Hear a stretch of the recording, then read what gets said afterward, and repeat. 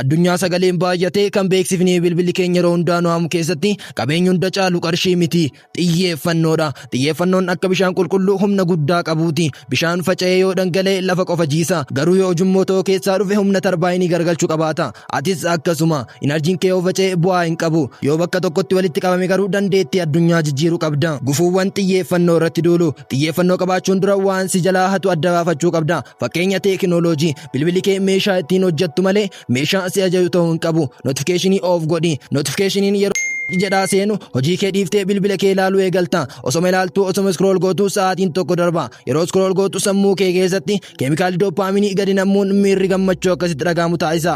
Achi yeroo kaatu garuu dalagaan dhaabdee ture achuma jira. Bilbila kee banuun dura filannoo tokko ni qabda ture. Notifiikeeshinii hundaa oof goote dalagaa itti seente sana xumuru. Kan akka hin goone kan si godhe xiyyeeffannoo dhabuu keeti. Kanaafuu yeroo dalagaa tokkotti seentu notifiikeeshinii bilbila keetii oof gochuu hin dagatini. Hojii baay'ee walitti makuu yookaan multitasking sammuun namaa yeroo tokkotti hojii lama xiyyeeffannoo guutuun hojjechuu hin danda'u. Hojii tokko xumurii achii kaanitti darbi. Inni biraa immoo yaada gara fuulduraa fi darbe. Sammuun kee kaleessa keessa yookaan boru keessa yoo jiraate har'a keessatti injifannoo galmeessuu hin danda'u. Tarkaanfiiwwan fookasii yookaan xiyyeeffannoo kee cimsuuf si gargaaran jalqaba irratti kaayyoo qabatamaa qabaadhu. Hojiin hojjedha jettee hin ka'in. Barataa gaafa taate daqiiqaa hanganaa keessatti boqonnaa kana dubbisee nan xumura jedhi. Hojjetaa gaafa taate sa'aatii hanganaa daqiiqaa hanganaa keessatti hojii kana nan xumura jedhi. Kaayyoon kee ifa yoo ta'e sammuun kee GPS akka qabutti kallattii siif kenna. Inni biroo immoo teeknika Pomodoro fayyadami. Sammuun keenya akka maashiniitti walitti fufinsaan hojjechuu hin danda'u. Daqiiqaa 25 hanga 50 hojii kee qofa irratti xiyyeeffadhu.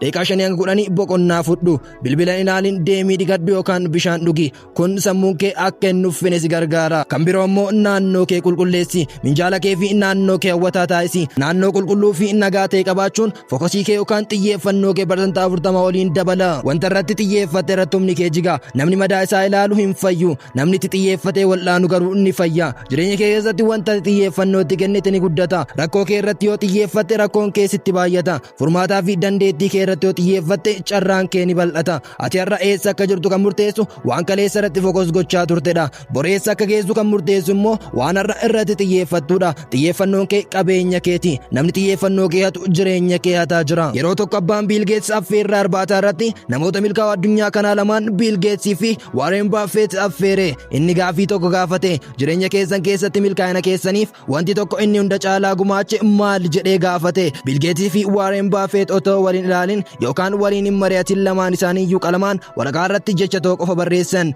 Focus yookaan xiyyeeffannoo. Maal irraa baranna? Biil Geets yeroo Microsoft jalqabu waggoota 10 raadiyoo yookaan TV hordofu ture. Inni waan hunda dhiisee koodii barreessuu qofa irratti xiyyeeffata ture. Beekumsi isaanii adda ta'ee miti. Dandeettii isaanii bakka tokkotti walitti qabanii dhangalaasuu isaaniiti. Seenaa Arjunaa yookaan seenaa durii Indiyaa. Barsiisaan tokko barattoota isaa fageenyatti fannifamee kan jiru simbirroo caacuu ija ishee akka waraanaan ajaje. Barataa jalqabaa gaafate. Maal argita? Barataanis akkana jechuun deebise. Muka baalaa fi simbirroo argaan jira jedhe. Barsichi dhiisi jedheen. Barataa lammataa gaafate. Innis simbirroo fi damee mukaa argaan jira jedhe. Barsiisichi ammas dhiisi jedheen. Dhumarratti Arjunaan dhufe. Barsichi ati maal argita jedhee gaafate. Arjunaan akkas jedhe. Ani ija simbirroo qofan argaan jira jedheen. Barsiisichi waraani jedheen. Arjunaan kallattiin ija simbirroo waraane. Maal irraa baranna? Galma kee bira ga'uuf wantoota galma kee bira jiran hundumaa dhiistee ija simbirroo yookaan taargeetii qofa ilaaluu qabda. Xiyyeeffannoo yookaan fookasii irratti namoonni beekamoon maal jedhan? Steve Jobs akkana jedhe. Fookos jechuun waan ati xiyyeeffannoo itti kennituuf eeyyee jechuudha miti. Isa jechuun waan biraa dhibba